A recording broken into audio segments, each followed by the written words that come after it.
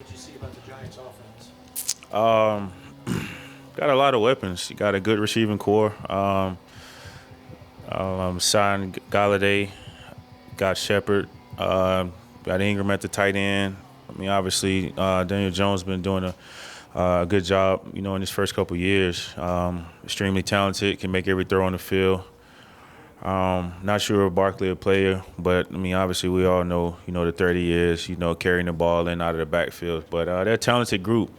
We definitely have to be on our A game. We have to have a great week of practice, and we have to go there and execute. So Kareem, in the Rams game, you guys had to be on the field for 2 11 play drives, even though you want to get off on third down. Right. Is that beneficial for the group?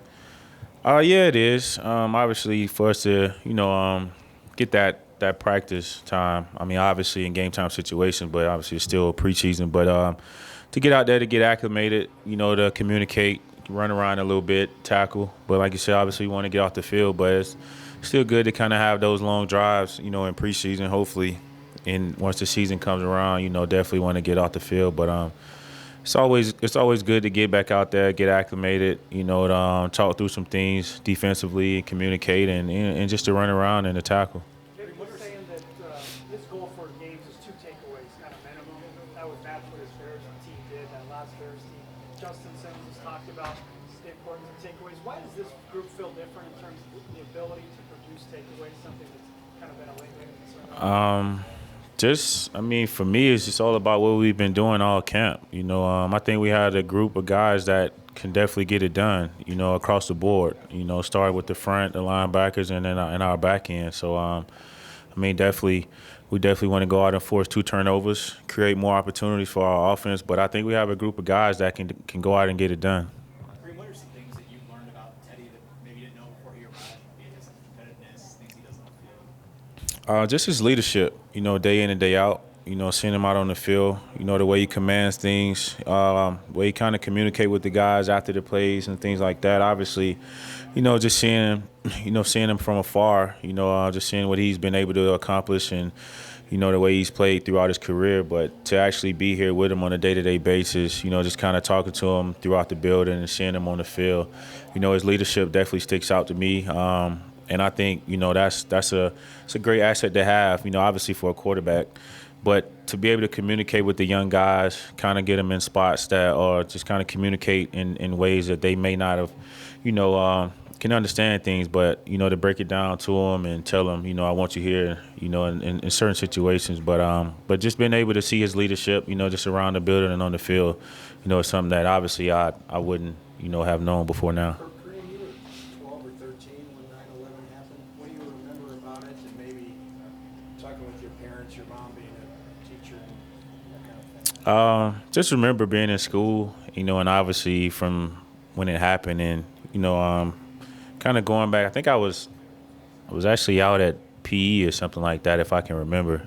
Just kind of going back, and for the rest of that day, just kind of watching, how things, kind of progress throughout the day, on TV and things like that. Obviously, you know, um, just being devastated, and what everybody went through in New York at that point in time, and the amount of people that we lost, definitely a sad situation, a sad time, for everybody, but.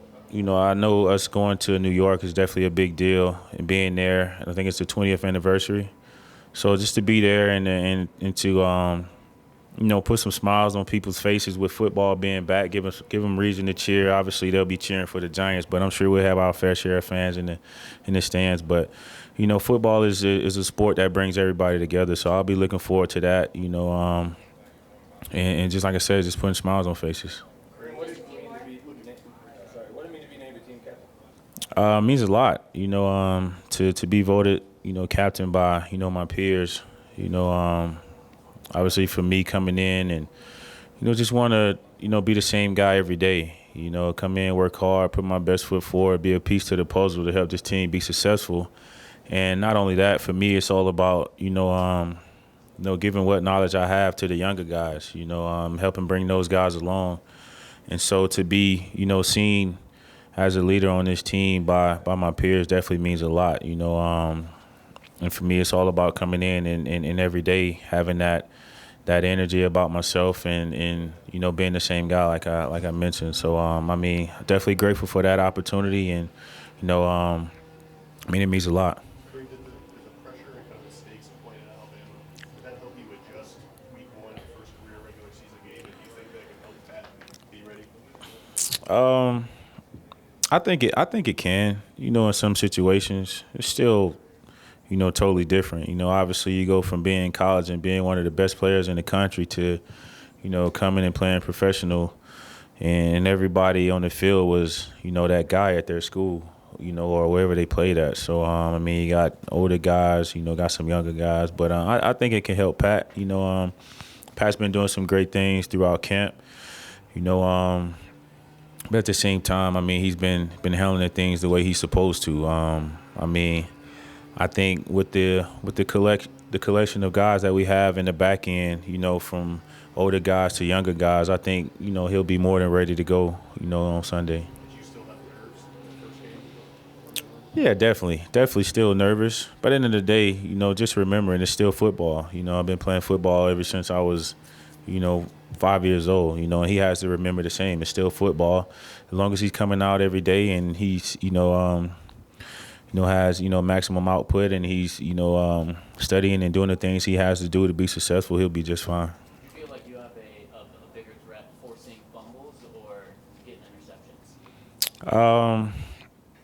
Honestly, it just depends on the style of team that we play. How they like to try to create big plays. Obviously for me it depends on the calls and things like that. I try to do both, but it for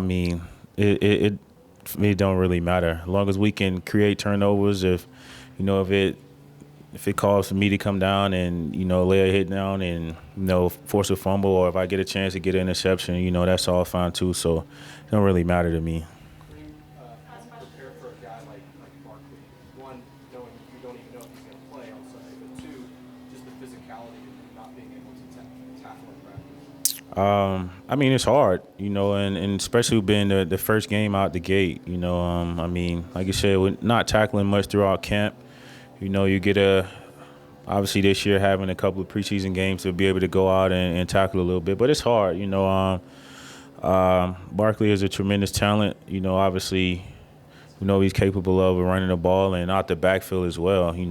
Just one of those things where we're going to have to get 11 hats to the ball. If he make one guy miss, you have to have 2 or 3 more guys, swarming the ball. So I think if we can do that, I think we'll be fine.